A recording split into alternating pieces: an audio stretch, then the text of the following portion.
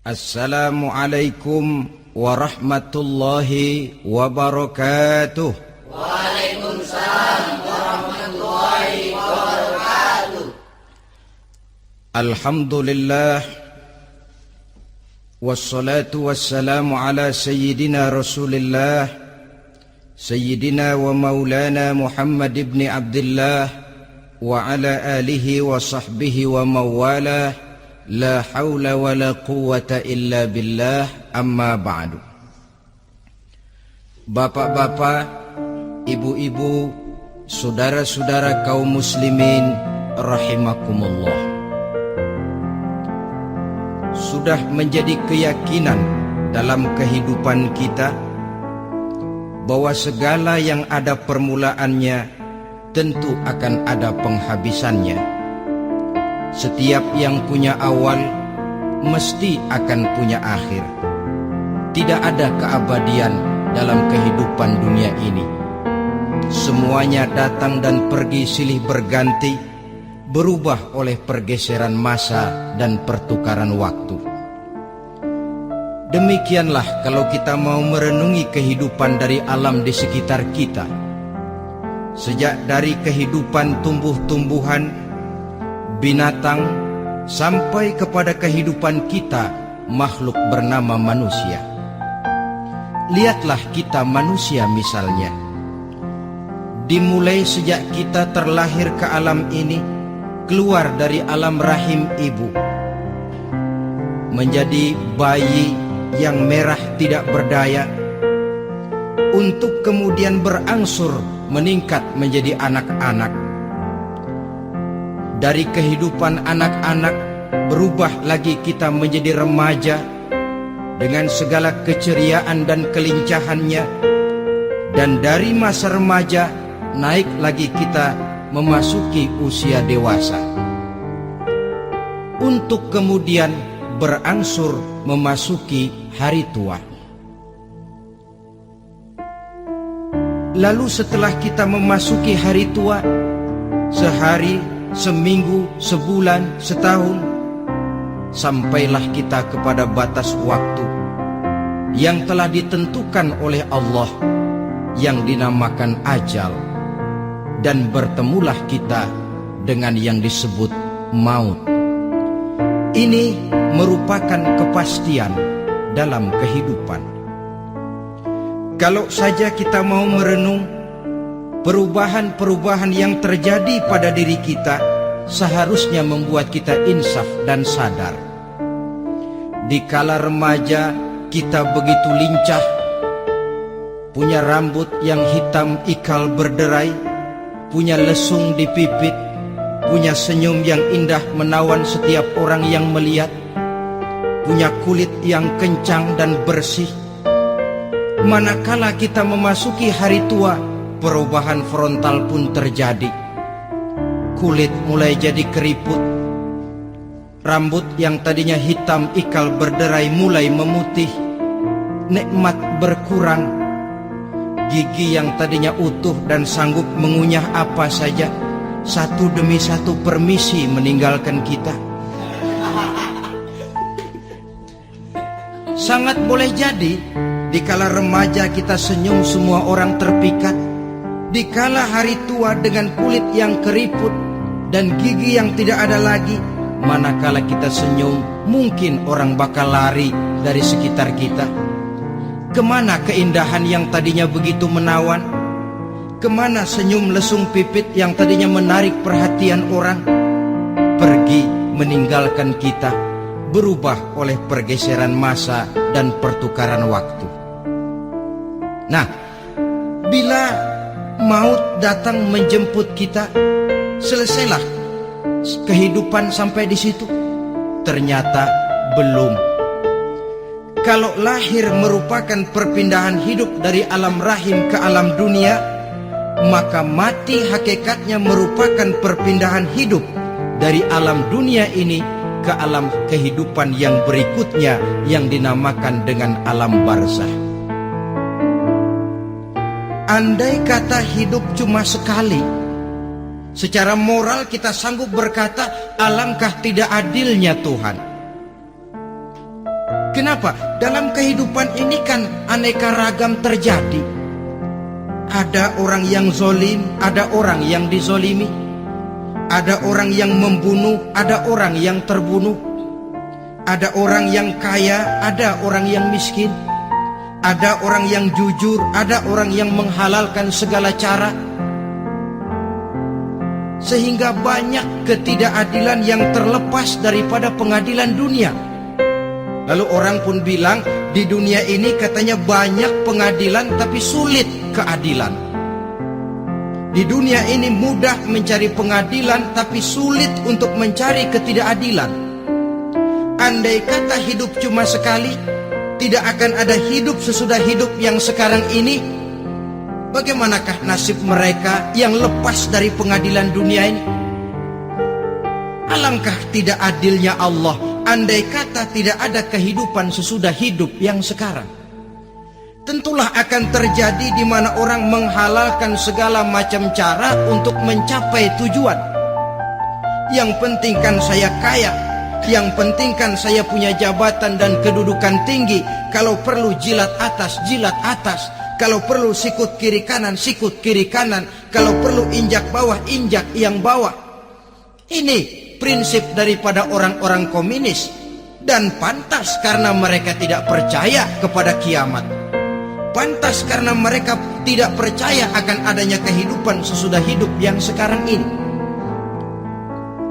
Maka saya menghimbau kepada seluruhnya, kita sudah kadung menyepakati negara ini berdasarkan Pancasila.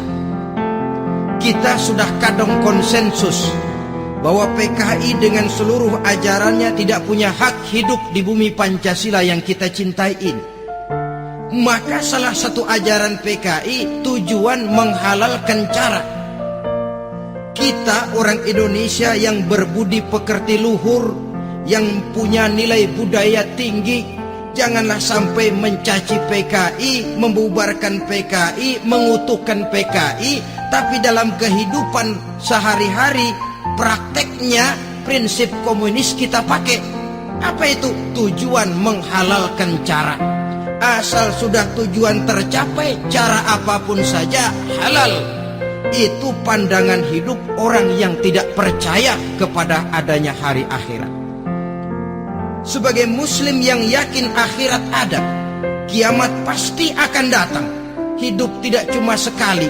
Maka kalau kita zalim, kalau kita berbuat aniaya, kalau kita melakukan korupsi, kalau kita merugikan orang lain, boleh jadi kita terlepas daripada pengadilan dunia.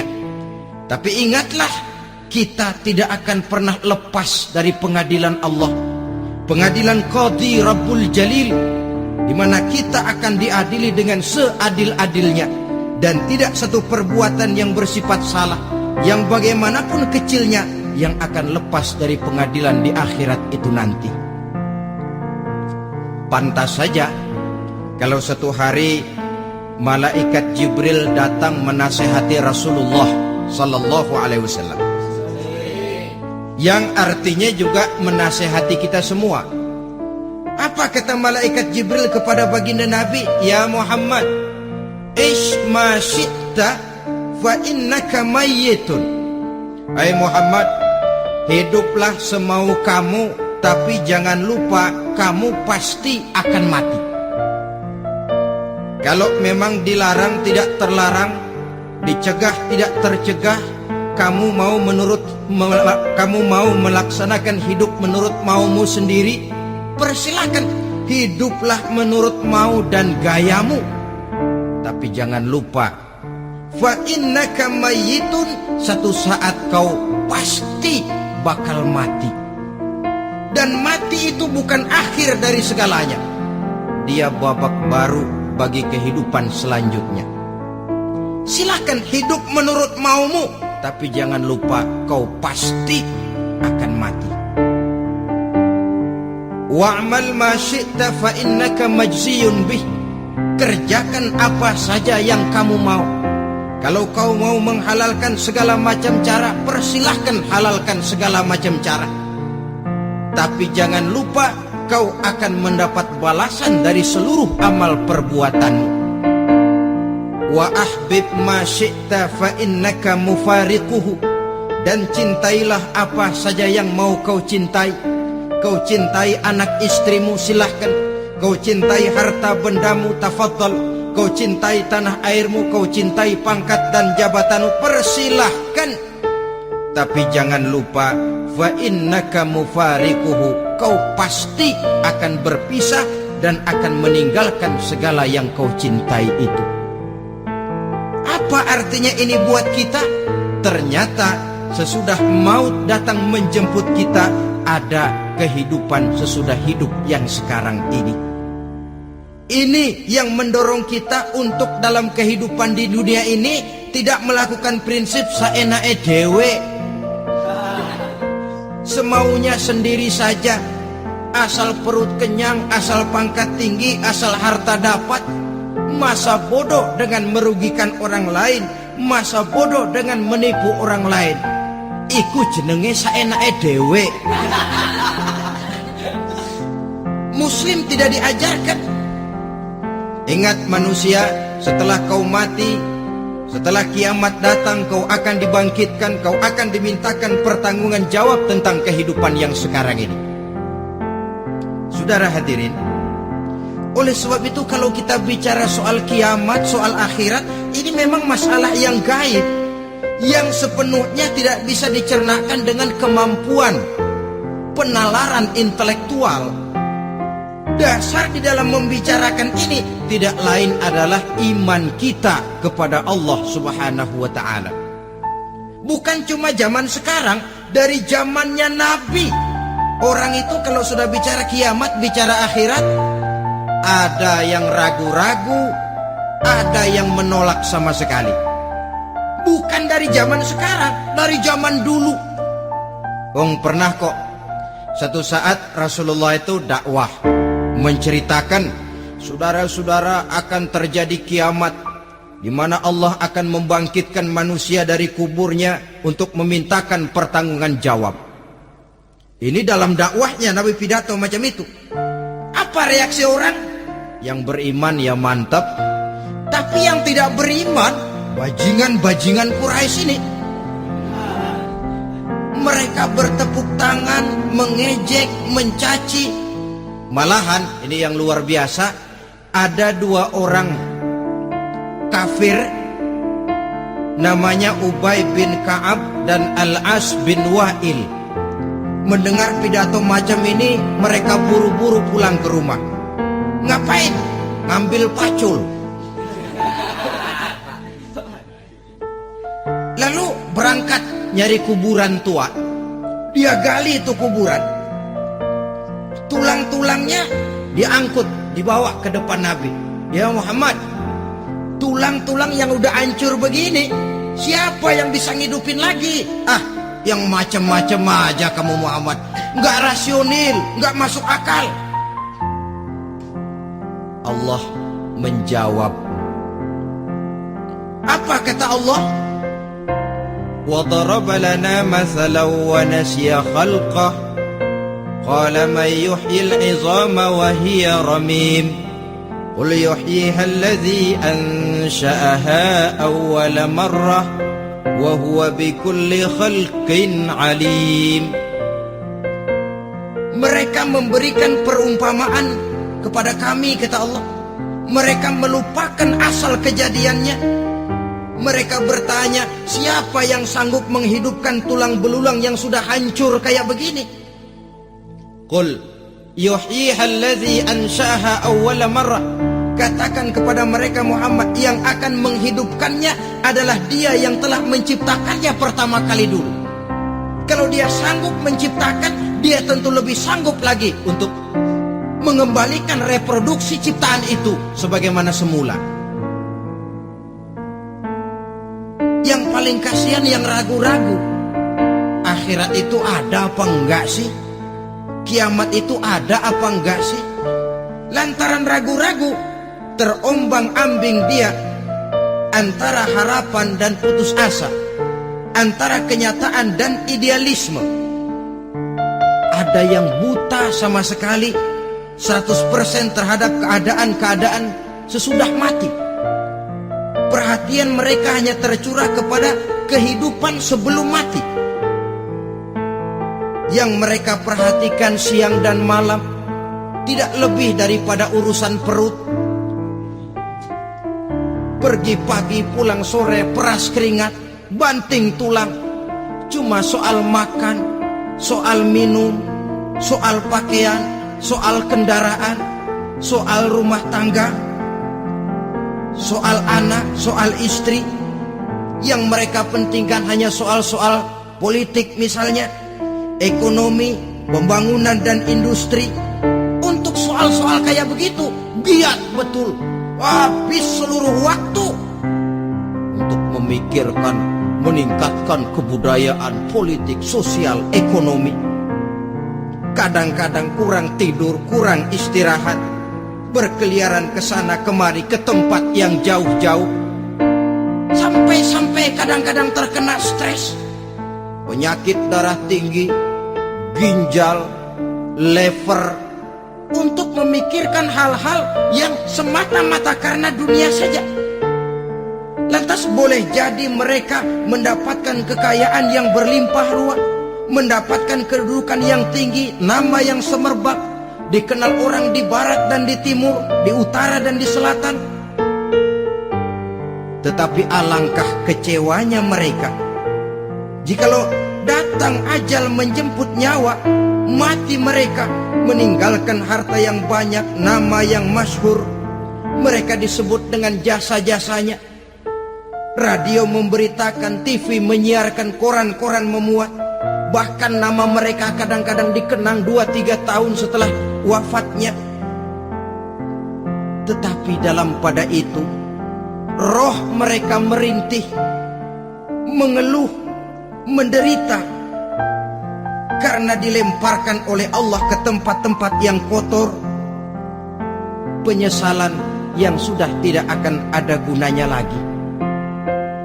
Saudara-saudara kaum muslimin rahimakumullah, oleh karena itu kehidupan akhirat bukanlah dongeng dan takhayul, bukan khurafat dan khayalan. Kehidupan akhirat, hari kiamat adalah kebenaran dan kepastian. Dalam surah Al-Hajj ayat ke-7, Allah Subhanahu wa ta'ala menyatakan, wa anna as-sa'ata atiyatun la raiba fiha wa anna Allah yab'atsu man fil qubur. Dan bahwasanya kiamat itu sesungguhnya adalah sesuatu yang pasti dan tidak ada keraguan-raguan lagi di dalamnya. Dan bahwasanya Allah sungguh-sungguh akan membangkitkan manusia dari kuburnya masing-masing. Nah, kalau kita sudah yakin kiamat sesuatu yang pasti adanya, akhirat sesuatu yang pasti adanya, dari mana pembicaraan tentang kiamat ini kita mulai? Tentu dari diri kita. Marilah kita mencoba melihat proses perjalanan hidup ini sampai kita memasuki kiamat. Hadirin, tidak ada makhluk secantik manusia. Tidak percaya? Pernah ke Ragunan? Saudara masuk ke kebun binatang, segala macam makhluk ada di situ. Ratusan macam jenis binatang. Bandingkan dengan saudara, kira-kira cakep mana?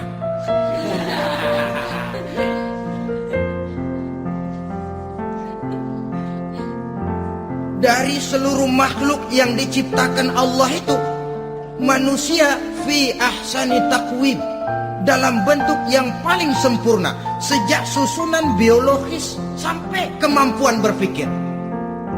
Biologis kita ya Allah, diciptakan kita begini rupa, diberikan 2 kaki untuk berjalan, 2 tangan untuk bekerja, diberikan 2 mata, dua-duanya di depan. Pernah saudara mikir kalau mata kita yang satu di depan, yang satu di belakang? Rasanya nggak laku kacamata.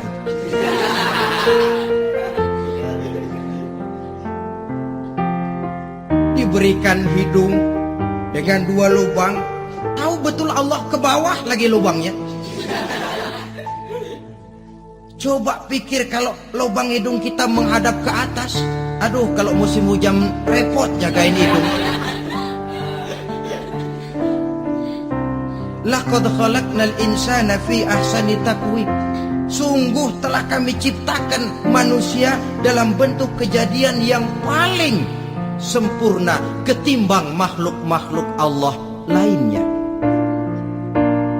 Nah, kesempurnaan manusia ini oleh karena hidupnya terdiri dari 2 unsur pokok.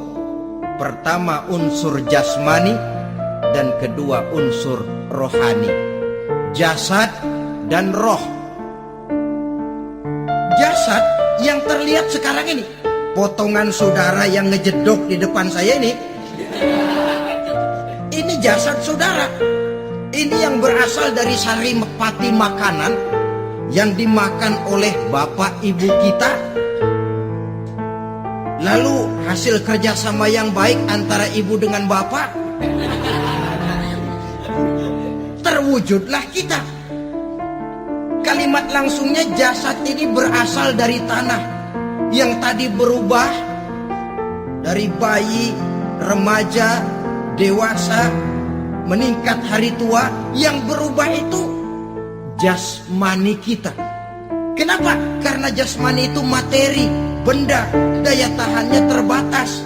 Dia berubah oleh pergeseran masa dan pertukaran waktu. Apa ada orang makin tua makin cakep?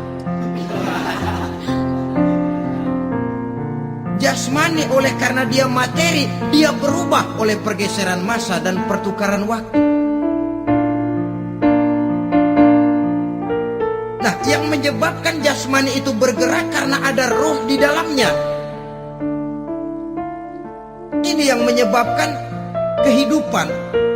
Ini yang menjadi sumber kehidupan, pusat kesadaran dan pengertian dalam kehidupan manusia.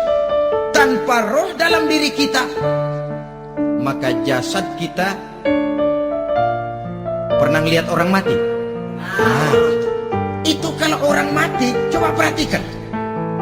Apanya yang kurang? Kupingnya masih ada, tapi sudah tidak sanggup mendengar. Matanya masih lengkap, tapi tidak mampu melihat. Jangankan melihat, terbuka saja tidak. Mulutnya masih ada, tapi sudah tidak bicara lagi. Telinganya cukup, tapi sudah tidak sanggup mendengar. Kakinya lengkap, tapi tidak mampu lagi berjalan. Apa penyebabnya itu? Ternyata jasmani kita, jasad ini, manakala sudah ditinggalkan oleh roh, dia tidak akan bisa berdaya apa-apa. Tidak mampu berjalan, tidak pula berbuat, tidak pula bekerja apapun saja. Saudara-saudara, dua-duanya punya kebutuhan. Jasmani ada kebutuhannya, rohani pun ada kebutuhannya. Jasmani yang jelas perlu makan, perlu minum, perlu tidur, perlu pakaian, dan sebagainya. Nah, apabila saat berpisah datang, ajal sampai, berpisahlah roh dan jasad. Dan itulah yang dinamakan dengan maut. Jadi apa sih mati itu? Mati adalah berpisahnya roh dengan jasad. Sebab itu Islam sangat menganjurkan kita untuk banyak-banyak mengingat mati. Bagaimana caranya mengingat mati? Pertama, mati itu kan pasti. Kira-kira yang hadir di sini ada yang nggak mati nggak kira-kira? Semuanya bakal mati kan? Berani? Berani. Sekarang mau? Saudara, sebenarnya kalau kita merenung lebih jauh, orang itu tidak perlu takut mati. Walaupun tidak boleh terlalu berani menghadapi mati. Karena bagaimanapun takutnya kita kepada mati, toh dia pasti datang. Bagaimanapun beraninya kita mati, kalau belum ajal ya tidak mati juga. Jadi muslim itu kan harus berani menghadapi hidup dan tidak takut menghadapi mati. Mati adalah sesuatu yang pasti. Muslim dianjurkan banyak-banyak mengingat mati dalam kehidupan. Caranya bagaimana? Pertama, berziarah nengokin teman yang sakit. Ya? Suka nengokin teman yang sakit enggak? Oh, itu pahalanya kata Nabi. Menengok orang yang sedang sakit lebih afdal daripada sholat sunnah 1000 rakaat. Apa pernah saudara sembahyang sunnah sampai 1000 rakaat? Nengokin orang sakit pahalanya lebih afdal daripada itu. Kenapa menengoki orang sakit mengingatkan kita kepada mati? Iya ya, ini teman saya yang kemarin segar banget, bercanda sama saya, ketawa sama-sama, sekarang terbaring tidak berdaya, hilang kemampuannya, hilang keceriaannya, sakit. Iya kalau sembuh, kalau ajal, iya sekarang giliran dia, kalau jatuh ke saya. Lalu menghibur teman dengan kata-kata yang enak, yang akan mendatangkan sugesti supaya dia cepat sembuh. Jangan nengokin orang sakit, jujur. Sakit apa lu? Perut. Emang teman gua kemarin sakit begini mati gak? Wah, itu orang bisa jadi shock lantaran etika kita tidak akan sampai ke sana. Menjenguk orang sakit akan mengingatkan kita kepada mati. Apalagi ziarah kubur. Ada yang orang tuanya sudah meninggal? Nah, kalau ada, ya tidak bisa tiap hari, sekurang-kurangnya seminggu sekali. Jumat pagi misalnya, ziarah kita ke kubur. Sehingga kalau kita masuk kubur kan ada etikanya. Assalamualaikum ya ahlal kubur wa inna insyaallahu bikum lahikun. Hai penduduk kubur, keselamatan bagi kamu dan kami yang masih hidup sekarang ini insyaallah pasti bakal nyusul kamu. Iya, yang kemarin gagah benar sekarang terbaring tanpa daya. Ini unggukan kuburannya. Yang kemarin ada sekarang sudah tidak ada. Kemana dia? Kami satu saat pasti akan begini. Ingat mati. Lalu apalagi yang bisa membuat kita ingat kepada mati? Mengawal jenazah. Bukankah sangat dianjurkan oleh agama? Bahkan kalau bisa sejak mengurusnya, memandikannya, mengkafankannya, menyolatkannya untuk kemudian mengantarnya ke kubur. Hari ini saya antar dia ke kubur, besok boleh jadi saya yang diantar orang. Hari ini saya solatkan dia, besok boleh jadi saya yang disolatkan orang. Hari ini saya masukkan dia ke liang lahat, besok mungkin giliran saya dimasukkan orang ke liang lahat. Ingat mati, tumbuh kesadaran. Lalu daya positifnya dalam kehidupan apa? Nah, saudara-saudara hadirin, orang yang mengingat mati bukan lantas menjadi lemah dalam kehidupan, menjadi putus asa, sedikit semangat, terbentur kesulitan, mudah frustasi.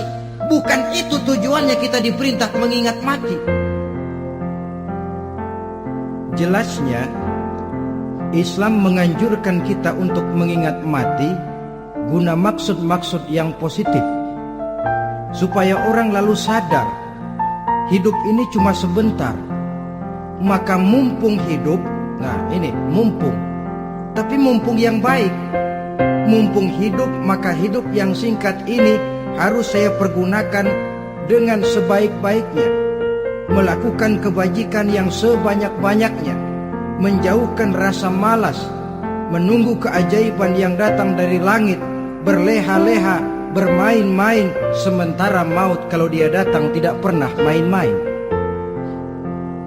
Pantas kalau seorang penyair bernama Syauqi memesankan tazawwad bittaqwa fa innaka la tadri iza hanna al-lailu hal ta'ishu ila al-fajri kam min sahihin mata min ghairi illatin wa kam min alilin 'asha hinan min ad-dahri. Persiapkan dirimu dengan takwa, sebab kamu tidak tahu apabila malam datang kamu masih bisa hidup apa enggak besok pagi. Apa ada jaminan saudara yang kumpul di depan saya malam ini besok masih bisa hidup? Tidak. Ada jaminan? Tidak. Tidak ada sama sekali. Kam min sahihin mata min ghairi illatin. Berapa banyak orang sehat mati nggak pakai sakit lagi. Sebabnya kadang-kadang ringan saja. Ada yang cuma jatuh di kamar mandi mati. Ada yang cuma ketiban pensil. Iya, kalau ketiban pensil 3 peti masa nggak mati. Ta'addadatil asbab wal mautu wahid. Sebabnya boleh jadi macam-macam, tapi mati satu juga, yaitu mati. Dia seperti kelapa yang terlalu tua jatuh ke bawah, yang kembang baru keluar pun jatuh ke bawah. Itulah mati. Dia datang menjemput yang bayi, dia datang mengambil yang anak-anak, dia datang juga kepada yang remaja, kepada yang dewasa, kepada yang tua sekalipun. Jangan yang remaja lalu berpikir, gua rasanya masih jauh banget sama mati. Ini sesuatu yang pasti yang kita tidak pernah diberitahu kapannya.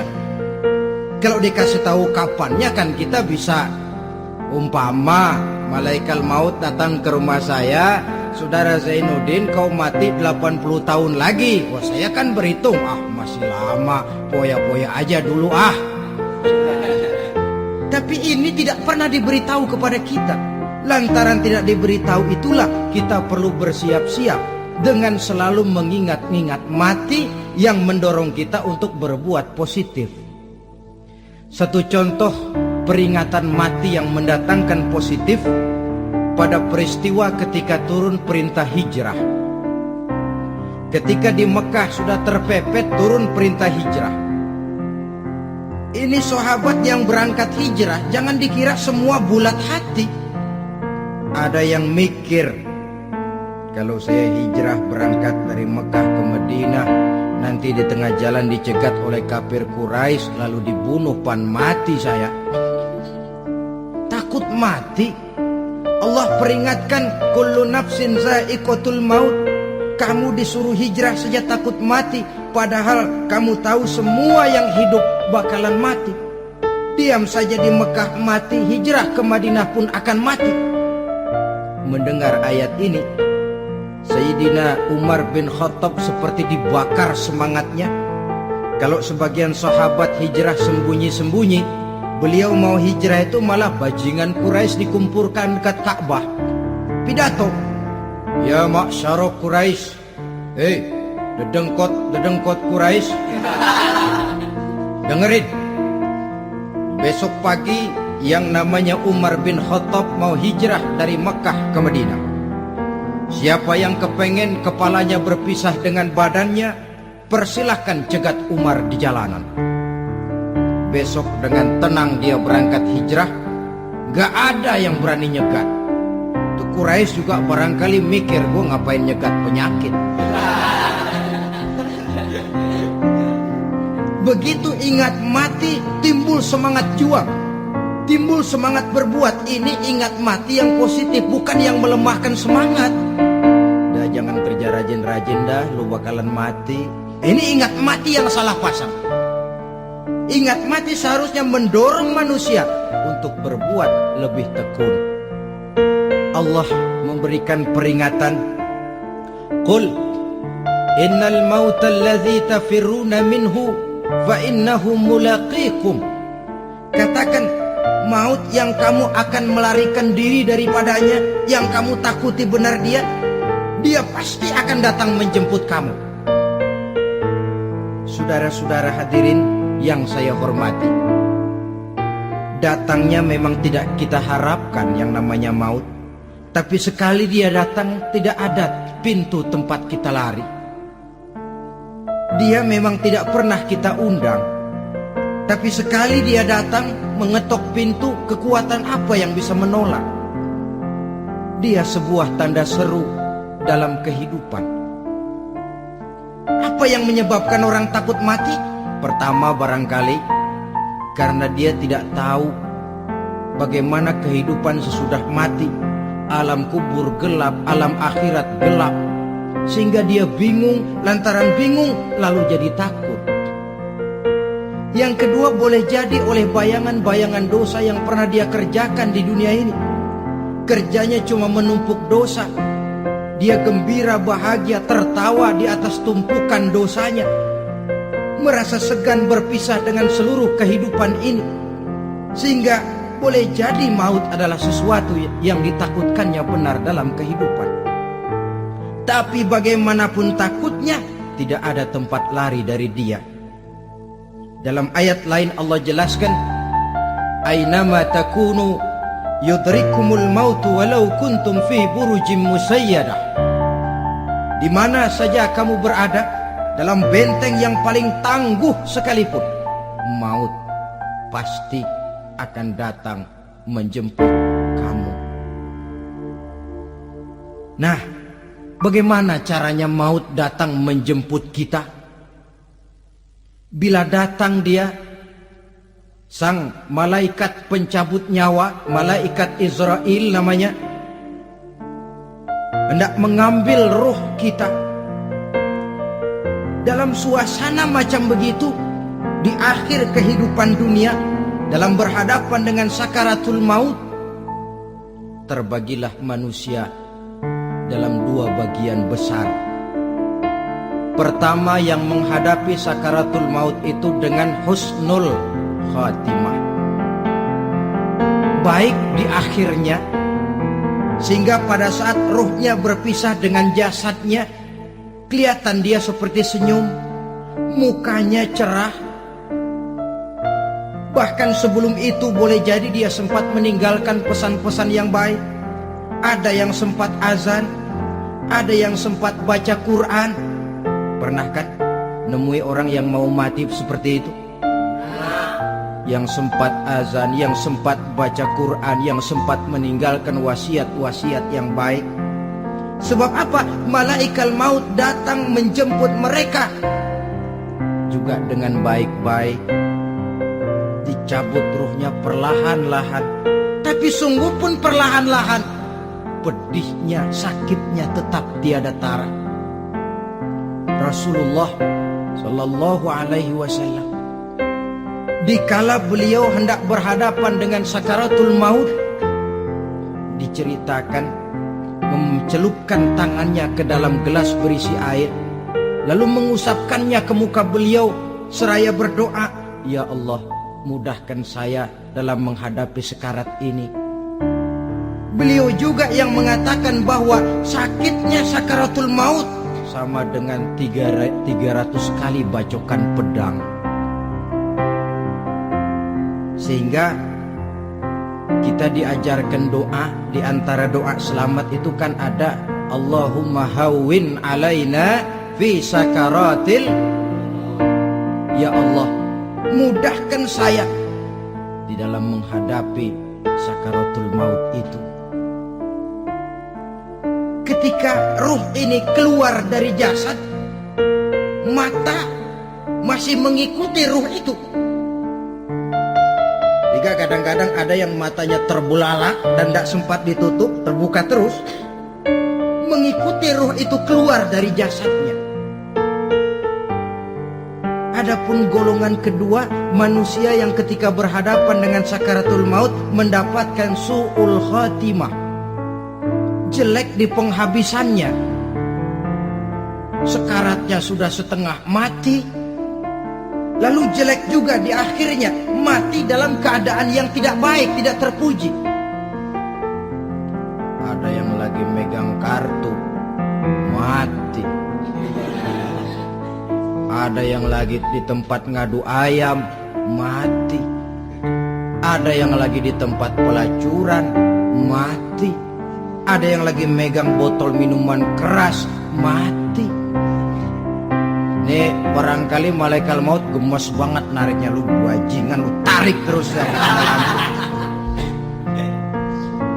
Mati su'ul khatimah. Makanya bagus itu. Kadang-kadang di majelis-majelis taklim kan sering dibaca, ya Allah biha, ya Allah biha, ya Allah bihusnil khatimah. Kan ada itu? Ada enggak?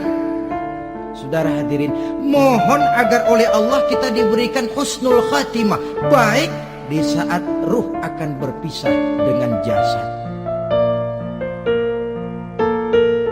Ini sesuatu yang pasti. Sang malaikat maut datang menjemput nyawa. Setelah ruh berpisah dari badan, maka tinggallah sang badan, ditangisi oleh semua yang kita tinggalkan. Sehingga kepada putrinya Fatimah, ketika malaikat maut datang hendak menjemput baginda Nabi, beliau berkata kepada anaknya, Fatimah, kamu tahu siapa yang datang? Saya tidak tahu, Bapak. Yang datang hadimul lazat. Itu dia yang menghancurkan seluruh kesenangan dunia. Wa qati'u syahwat, yang memisahkan kita dengan seluruh yang kita cintai. Dia malaikat maut, Pak. Manakala jasad sudah ditinggalkan oleh ruh, itulah yang dikerubungi orang. Anak menangis, istri menangis, orang tua bersedih, teman-teman merasa kehilangan, menangisi jasad. Diuruslah jasad kita, dimandikan sebagaimana mestinya, dikafankan dengan kain putih 3 lembar. Itu yang hendak kita bawa kembali ke tempat asal kita. Pakaian sutra, jas yang mereknya Switzerland wool, kain yang Samarinda, sepatu yang Belly atau Beltoni, jam tangan yang Rolex, kendaraan yang serba mewah. Tidak ada yang menyertai kita. Kain putih 3 lembar itu saja lagi. Demi setelah dikafankan, dibujurkan, kita menghadap ke arah kiblat. Orang banyak pun datang menyolatkan kita dengan 4 takbir, diiringi dengan doa. Lalu upacara pelepasan, berangkat kita meninggalkan anak, istri, suami, kampung halaman, tanah air, bahkan alam dunia ini. Selamat tinggal alam dan seluruh isinya. Tinggallah yang tinggal. Saya akan kembali ke tempat asal dari mana saya datang, untuk kembali mempertanggungjawabkan seluruh perbuatan saya dalam kehidupan ini. Manakala upacara pelepasan selesailah sudah, dimasukkan kita ke keranda jenazah, digotong orang, bismillah wa ala millati rasulillah, dibawa ke tempat peristirahatan terakhir katanya. Padahal dulu kalau mau kita istirahat, ke villa lah kita, ke Bali lah kita, ke Hong Kong lah kita, ke tempat-tempat tamasya yang indah. Oh, rupanya akan sampai juga perjalanan menuju tempat peristirahatan terakhir, yang luasnya tidak akan lebih dari 2 kali 1 meter. Diusung orang kita, diantarkan orang banyak. Manakala sampai ke atas liang lahat, pengusung jenazah dibuka, diturunkan kita ke liang lahat, dibaringkan. Gumpalan tanah akan jadi bantal kita. Muka dibuka, dihadapkan ke arah kiblat. Setelah itu ditutup liang lahat kita dengan kayu. Masih belum kurang, diuruk dengan tanah. Yang menguruk orang-orang yang tadinya mencintai kita, menyayangi kita. Tapi ketika jasad sudah ditinggalkan ruh, habis rupanya cintanya. Coba jasad kalau sudah ditinggalkan ruh, 3 hari aja di rumah, serem. Ya mayit, siapa yang betah nemenin mayit?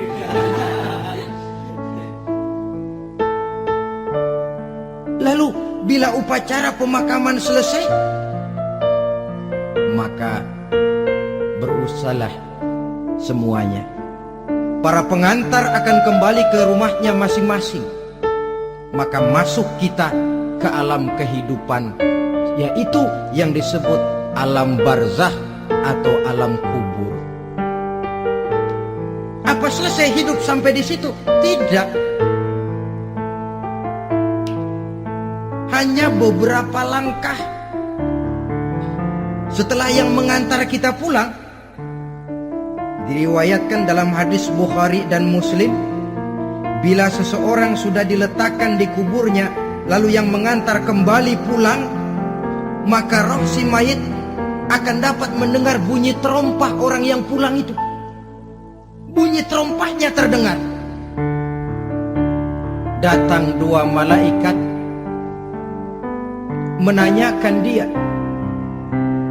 dengan pertanyaan-pertanyaan yang kalau bisa dijawab dengan betul.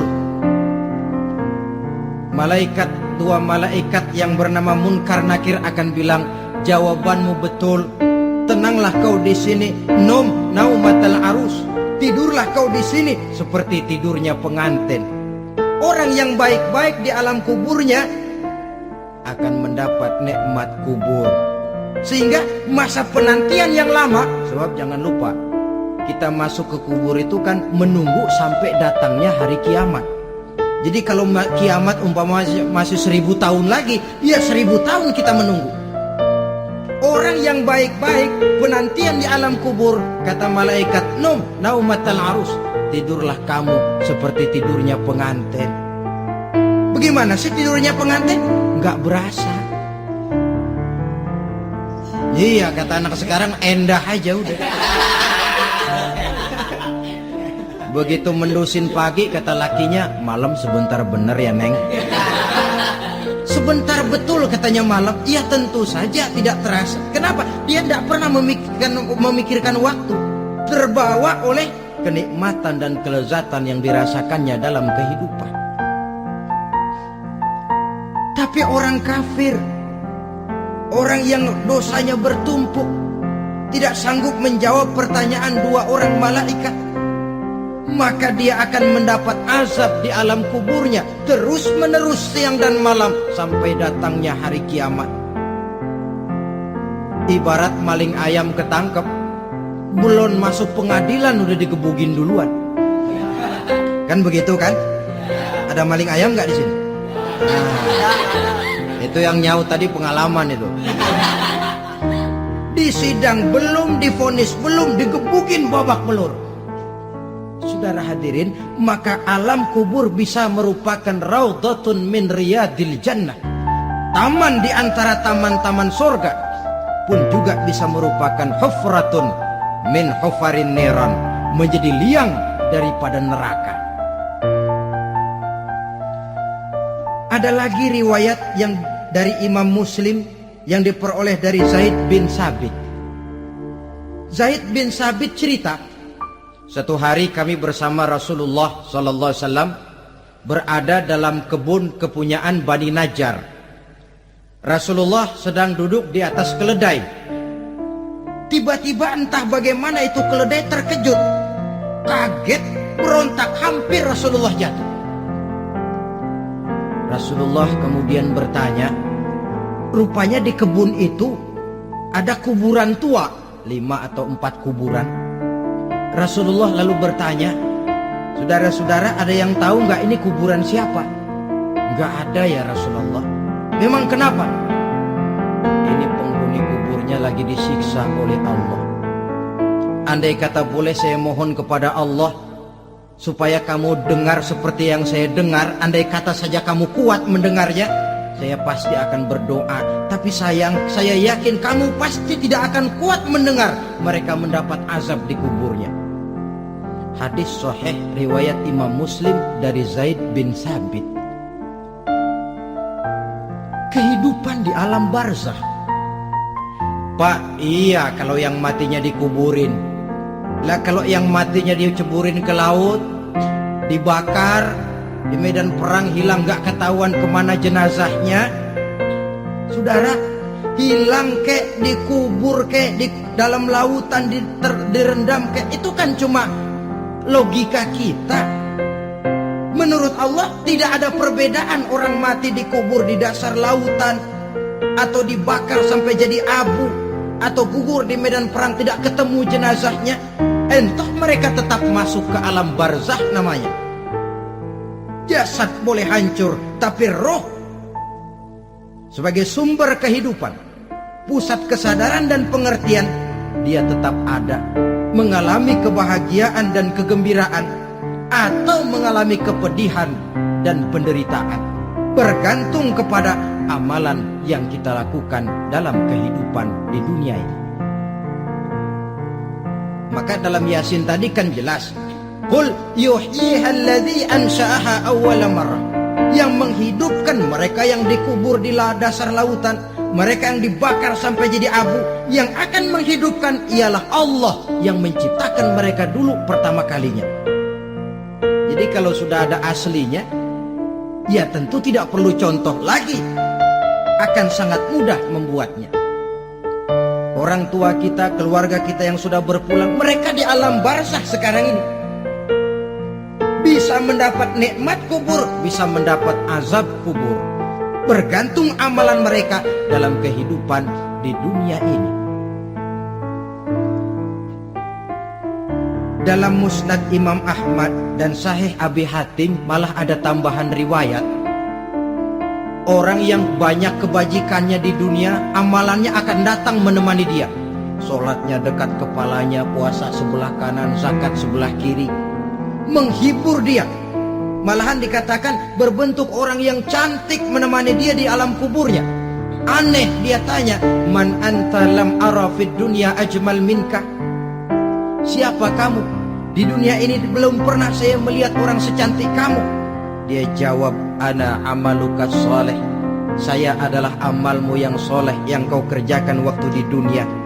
Saya sekarang diperintahkan untuk menemani kamu di sini. Alhamdulillah. Sedangkan amalnya yang jahat akan datang dalam bentuk yang menyeramkan menemani dia di sana. Bayangin deh, di kuburan ditemenin yang serem-serem. Sama juga di dunia. Di dunia, kalau kita di tempat gelap ditemenin orang cakep, enak nggak? Wah, pengalaman. Tapi coba bayangin, sudah tempatnya gelap, yang nemenin jelek nggak ketulungan, gerah kita. Nah, saudara hadirin yang saya hormati, lalu bagaimana tempat arwah-arwah yang sudah kembali menghadap Allah yang disebut mustaqarrul arwah itu? Macam-macam tingkatannya sesuai dengan profesi dan amalannya waktu di dunia. Ada roh-roh itu yang setelah pisah dengan jasad, artinya mati, ditempatkan di tempat yang disebut a'la iliyin, tempat yang tertinggi. Siapa ini? Arwahnya para nabi dan para rasul. Ini fi a'la iliyin, di tempat yang tertinggi. Arwahnya para nabi, arwahnya para rasul. Dan karena kita bukan nabi, bukan rasul, ya jangan mimpi dapat tempat fi a'la iliyin, kecuali kalau Allah menghendaki. Itu hak prerogatif Allah, tapi kan tidak adil kalau Allah melakukan itu. Ini kelompok roh-roh yang masuk golongan VIP. Wah, the first class. Para nabi, para rasul. Lalu ada pula roh-roh itu yang setelah pisah dengan jasadnya diumpamakan seperti burung-burung hijau yang berterbangan di perkebun-kebunan surga. Roh siapa mereka ini? Rohnya para syuhada, orang-orang yang mati syahid gugur membela agama. Nah, ini bedanya orang mati syahid dengan pahlawan, ya. Apa bedanya syuhada dengan pahlawan? Kalau syuhada, orang yang gugur membela agama, niatnya karena Allah, mati syahid. Kalau pahlawan, orang yang gugur membela negara, orang yang dianggap berjasa kepada pemerintah. Klimaksnya, kalau orang mati syahid jelas surga, tapi pahlawan belum tentu surga. Kenapa? Bergantung kepada negara macam apa yang dibelanya dan pemerintah model mana yang dibelanya. Di negara-negara komunis misalnya, banyak nggak pahlawan? Dengan sekian tanda jasa yang mati di medan perang dan sebagainya. Kira-kira pahlawan komunis masuk surga enggak? Ya, kalau pahlawan komunis masuk surga, kita enggak kebagian kapling di surga barangkali. Inilah bedanya pahlawan dengan orang mati syahid. Kemudian ada pula roh itu yang tertahan di pintu surga. Tertahan di pintu surga. Ini seperti tadi, orang yang mati syahid tapi masih ada kaitan di dunia. Rasulullah pernah ditanya orang, ya Rasul, kalau saya maju ke medan perang bela agama, mati syahid, apa saya masuk surga? Iya, masuk surga. Kecuali kata Nabi, kalau masih punya utang. Nah, tertahan di pintu surga.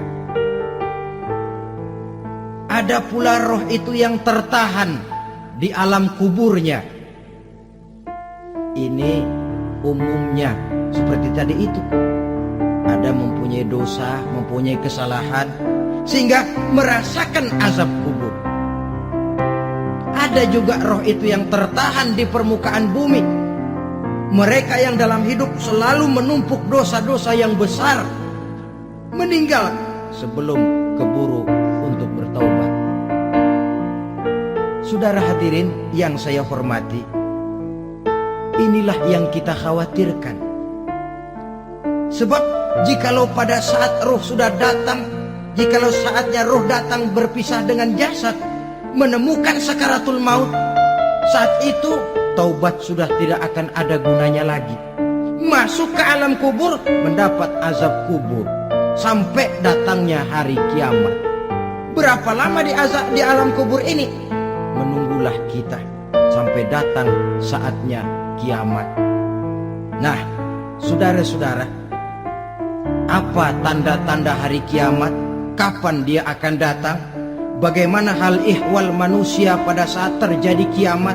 Bagaimana alam ini? Bagaimana perhitungan di padang mahsyar? Insya Allah akan saya ungkapkan pada bagian kedua dari ceramah ini. Insya Allah kita akan lanjutkan pembicaraan ini sampai kepada terminal paling akhir, surga dan neraka. Inilah saja pertemuan kita pada kesempatan kali ini. Terima kasih banyak atas segala perhatian. Mohon maaf atas segala kekurangan. Wabillahi taufik wal hidayah. Wassalamualaikum warahmatullahi wabarakatuh.